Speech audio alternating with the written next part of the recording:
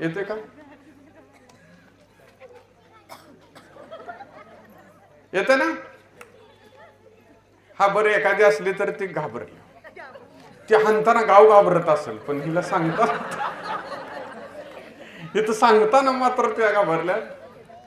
मग आता मी तसं म्हटल्या पटापटा सगळ्यांची बोट वर झाली पाहिजे होती का नाही? 396 वर्षापूर्वी एक माऊली, एक आई घोडं चालवत असेल तर आपल्याला किमान गाडी चालवायला आली पाहिजे का नाही? माय माऊलीनं साधं लॉजिक आहे का नाही सांगा? आली पाहिजे का नाही? आता लगेच सासवानी तोंड पाडू नका, मी लगे वळखले सासवा कोण कोण आहे. त्या मनात म्हणायला लागले तर असलं खुळं लावाय आला. पण मी गावोगाव फिरतोय, मी प्रत्येक गावात सांगतोय, मग तुमची लेक बी एखाद्या कार्यक्रमात ही ऐकणार का नाही? आणि ती बी तुम्हाला फोन करून सांगेल, ती जयवंतावटी येऊन बोंबलत होता गाडी घ्या गाडी घ्या, आणि मी बी घेत्या. मग तुम्ही हरकून सांगशीला का नाही माझी लेक गाडी घेणार आहे गाडी घेणार आहे? दोनदा जाऊन बघून येचेला पंढरपूर रोडला आली का काय म्हणून.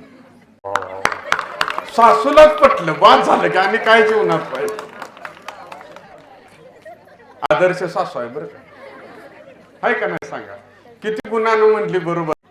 आपल्या सुनाला सुद्धा मोकळीक दिली पाहिजे, ती सुद्धा समाजामध्ये आली पाहिजे, ती सुद्धा प्रपंचाचा एक भाग झाली पाहिजे. आणि म्हणून मी पुरुषांना सुद्धा सगळ्यांना हात जोडून सांगतो, आई जिजाऊंचा उद्धार करत असताना, छत्रपती शिवाजी महाराजांचा उद्धार करत असताना आपल्या आईला, आपल्या बायकोला आणि आपल्या मुलीला सुद्धा जिजाऊचा दर्जा दिला पाहिजे. की आज फक्त